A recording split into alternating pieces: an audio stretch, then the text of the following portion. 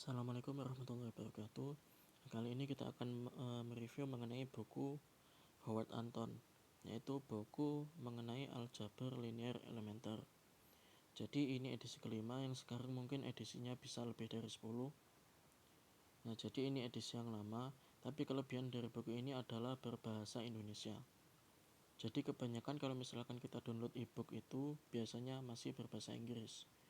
Dan untuk mahasiswa yang bahasa Inggrisnya kurang bisa membeli buku ini.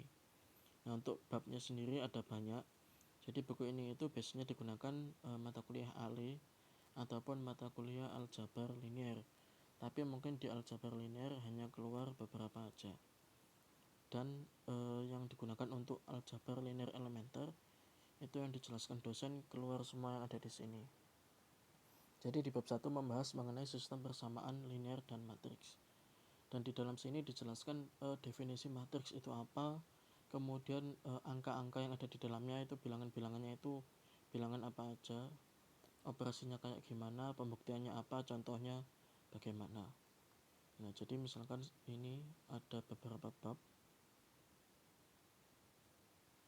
Jadi yang dibahas di sini banyak, tapi biasanya yang dikeluarkan oleh dosen ketika pembelajaran perkuliahan ini hanya beberapa aja, nggak dikeluarkan semua.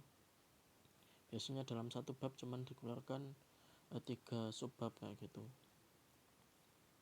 Kemudian untuk isi bukunya sendiri tampilannya seperti ini.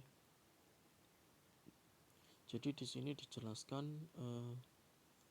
contoh-contohnya, misalkan kayak ini, sebuah sistem persamaan yang tidak mempunyai pemecahan dikatakan tak konsisten.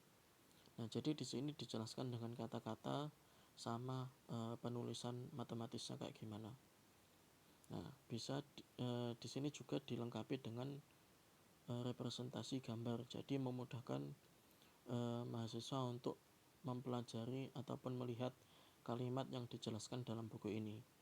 Jadi sambil belajar melihat kalimat juga memperhatikan gambar yang ada di buku ini.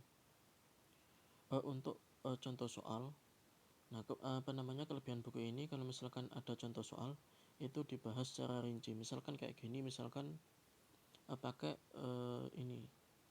reduksi ya, misalkan pemecahannya seperti ini, nanti dijelaskan langkah pertama yang harus dilakukan itu apa, memisalkan atau bagaimana.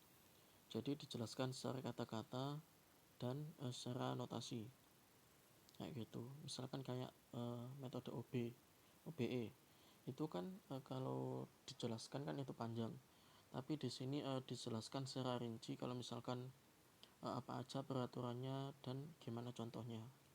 Jadi ada contoh pengerjaannya. Dan kemarin waktu tak gunakan waktu matkul aljabar linear elementer itu di sini dibahas semua oleh dosen.